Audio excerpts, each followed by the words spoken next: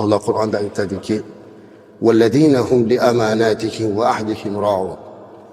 Mo'minlarning sifatini aytayapti. Mo'minlar qanaqa bo'ladi desa, Alloh aytayaptiki, ular mo'minlar omonatlariga va o'zaro bog'langan ahd va paymonlarga rioya etuvchilardir.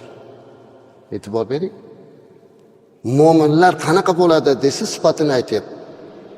Masalan, mo'min kim desa, Alloh taolo bizga o'rgatyapti. Mo'min kim? Mo'min omonatiga xiyonat qilmaydigan, va'dasiga, ahdiga vafo qiladigan odam. Payg'ambarimiz alayhisolatu vassalam o'zlari hatto payg'ambar bo'lmasidan turib ham omonatdorligi mashhur bo'lgan zot edi. Shuning uchun Muhammad Amin deyilardi.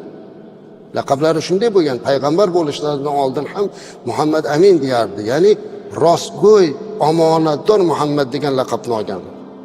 Rasululloh alayhisalom aytadilar, mana Abu Dovud va Termiziyda keladi. Addil amanatay, omonat bergan kishini omonatini qaytaring. Sizga xiyonat qilgan kishiga siz xiyonat qilmang dedilar. Ha, bu qilyapti-ku, men ham qilib qo'yaraman demang. U gunoh qilayotganini ko'rsangiz, siz ham gunoh bilan javob bermang deyaptilar payg'ambarimiz alayhisalom.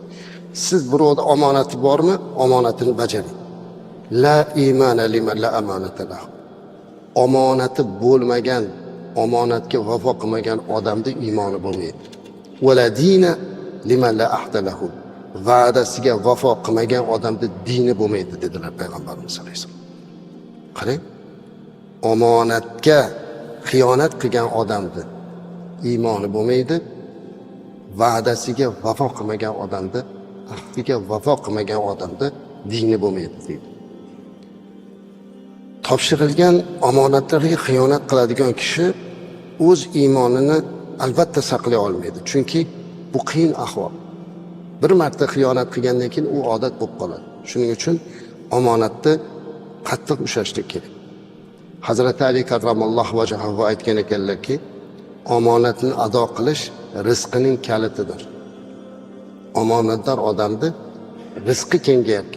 Omonatdor odam degani omonatni ado qiluvchi odam, qo'lida rizqining kaliti bor odam degan. Shuning uchun albatta omonatdor bo'lishimiz kerak. Hazrat Umar radhiyallohu anhu bir kuni ko'chada ketayotganlarda bir cho'ponni qo'y boqib yurganini ko'rib qoldi. U kimnidir quli. Haligindan so'radiki, qo'ylaringdan bittasini menga sotmaysanmi dedi. U aytdiki, sotishga haqqim yo'q dedi. Men cho'ponman, mening qo'yim emas dedi. Hazrat Umar radhiyallohu anhu da tanimayapti. Hazrat Umar radhiyallohu anhu aytdilarki, ha bo'pti, xo'jayining qayerdan bilibdi bo'ri yeb ketdi deb qo'ysang, bittasini menga sotib qo'yaver dedi. Shunda haligi yosh yigit qul unga Hazrat Umar radhiyallohu anhuga qarab, bo'ri yeb ketdi deb xo'jayinimni aldarman, lekin Allohni qanday aldayman? Alloh ko'rib turibdi-ku, bu menga omonat u dedi. Haligi ketgandan keyin orqasidan poylatib odam yuborib, o'sha xo'jayindan uni sotib olib ozod qildirdilar Hazrat Umar radhiyallohu anhu. Omonatdorligi uchun. Bitta qulni omonatdorligi uchun ozod qildilar. Biz Allohning qulimiz. Agar biz Allohning omonatini ado qilsak, do'zaxdan bizni ozod qiladi inshaalloh.